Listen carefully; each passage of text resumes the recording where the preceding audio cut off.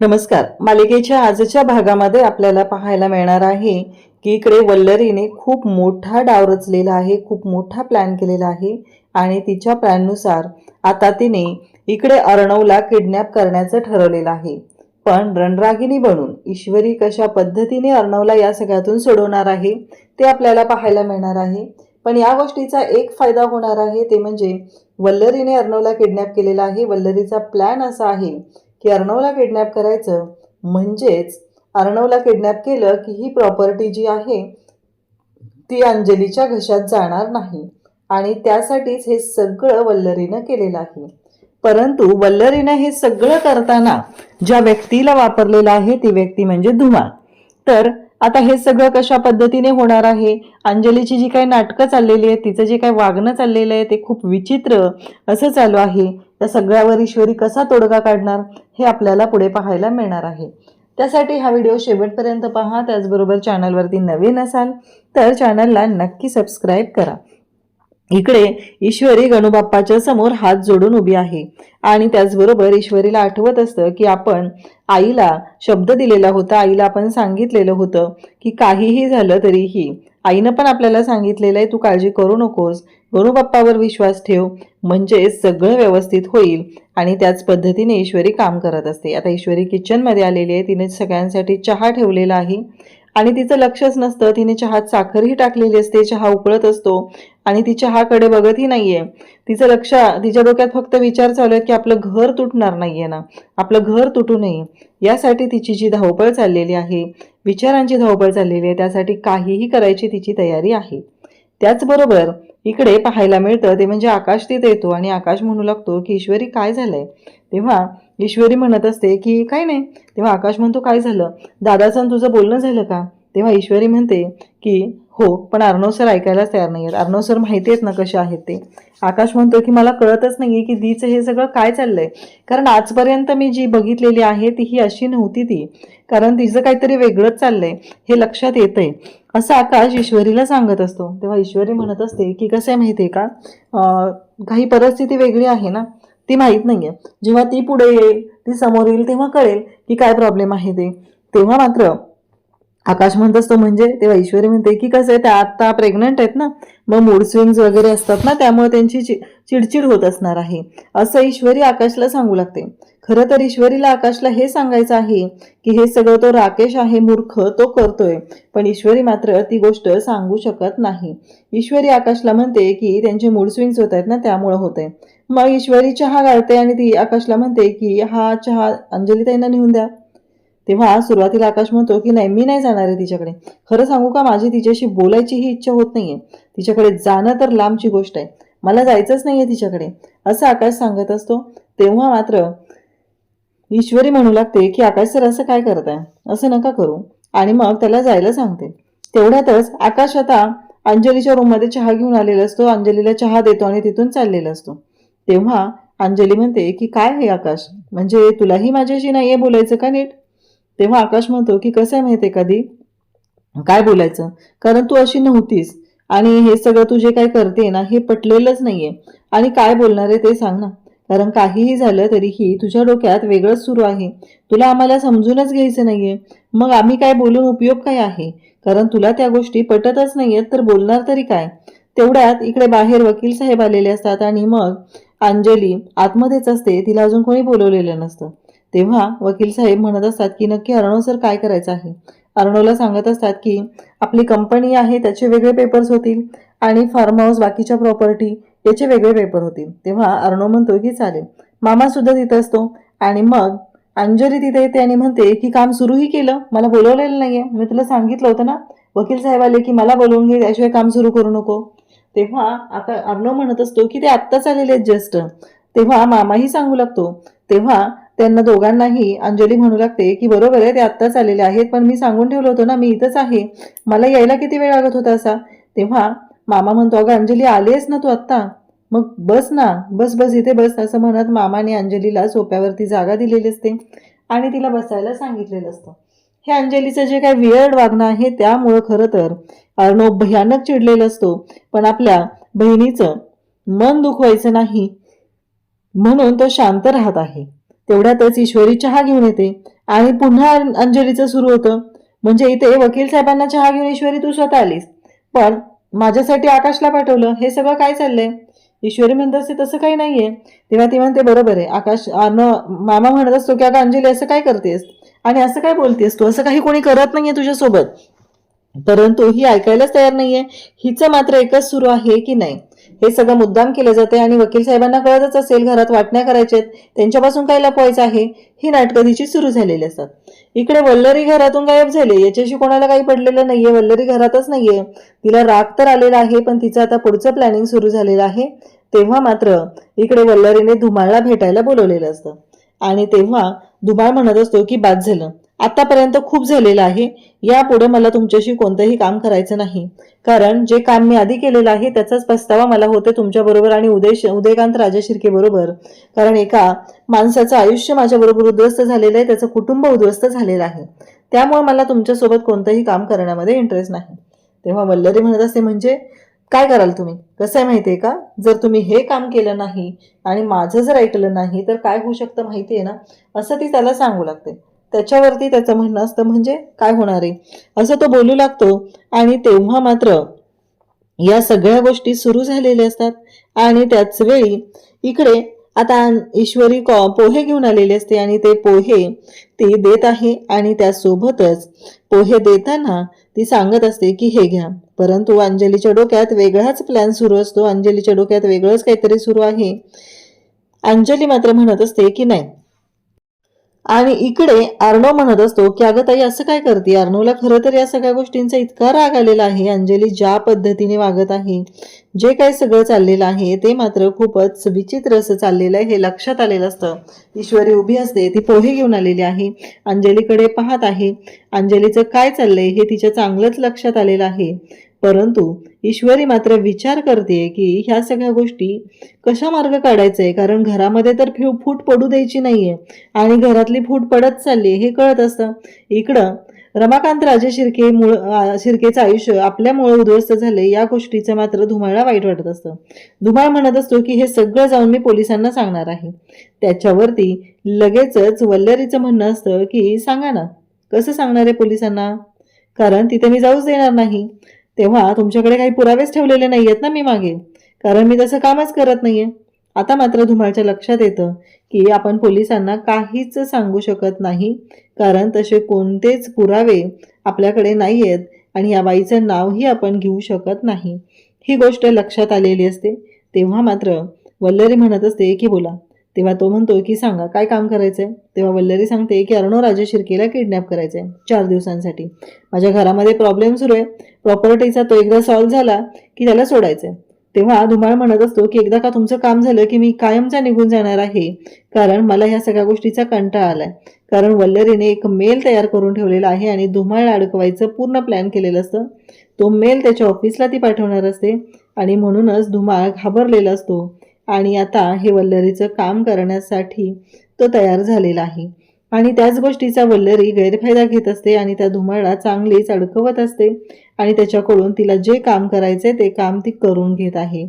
त्याचबरोबर इकडे आता धुमाळा तिनं सांगितलेलं आहे आणि नेमकं शिर्केचा फोन येतो आणि अर्णव तिथे बोलत असतो, सगळ्या कंपन्यांचे डिटेल्स वगैरे सगळं देणं सुरू असतं. आणि अर्णवला फोन आल्यानंतर अर्णव फोन उचलतो. शिर्के सांगू लागतात की आज धुमाळ जो आहे तो सापडलेला आहे आणि तो त्याच्या घरी आलेला आहे असं शिर्केने सांगितलेलं असतं आणि आत्ताच ट्रेस झालेला आहे. हे सगळं जेव्हा घडतं तेव्हा मात्र अर्णव तिथे बोलत असतो. अंजलीचं मात्र विचित्र चाललेलं असतं, सगळ्या गोष्टी लवकरात लवकर झाल्या पाहिजे, जास्त वेळ नाहीये, कारण उद्या परवा शनिवार रविवारची सुट्टी आहे, आजच्या आज सगळं झालं पाहिजे. वकिलांचं म्हणणं असतं वेळ लागेल, कारण एवढं सगळं पेपरवर्क वगैरे होणार नाही. परंतु हे ऐकायला अंजली मात्र तयार नसते आणि त्याच वेळी ते सांगत असतात की सगळ्या गोष्टींचं झालेलं आहे. ऑलरेडी अर्णव सरांनी सात्विक फॅशनची पॅरेंट कंपनी सात्विक टेक्स्टाईल आहे त्याचे 50% शेअर तुमच्या नावावर केलेले होते. आता नवीन जे ईश्वरी क्रिएशन लॉन्च झालंय त्याचं ती म्हणते मला त्यातला 1%ही नको. आणि अर्णव आता निघालेला असतो, फोनवरचं बोलणं झालेलं आहे आणि तो निघालेला असतो घाईघाईत. तेव्हा मात्र वल्लरी इकडे अंजली म्हणते की अर्णव काय चाललंय तुझं, तू कुठं चाललायस. तेव्हा तो म्हणत असतो की ताई तुला जे हवंय ते घे, मला आता जायचं आहे. परंतु अंजली ऐकायलाच तयार नाहीये. आणि त्याचबरोबर अंजली मात्र म्हणत असते की आत्ताच्या आत्ता मला चिंटू कळलं पाहिजे, हे सगळं ईश्वरीचंच कारस्थान आहे ना, ईश्वरीनंच केलंय ना.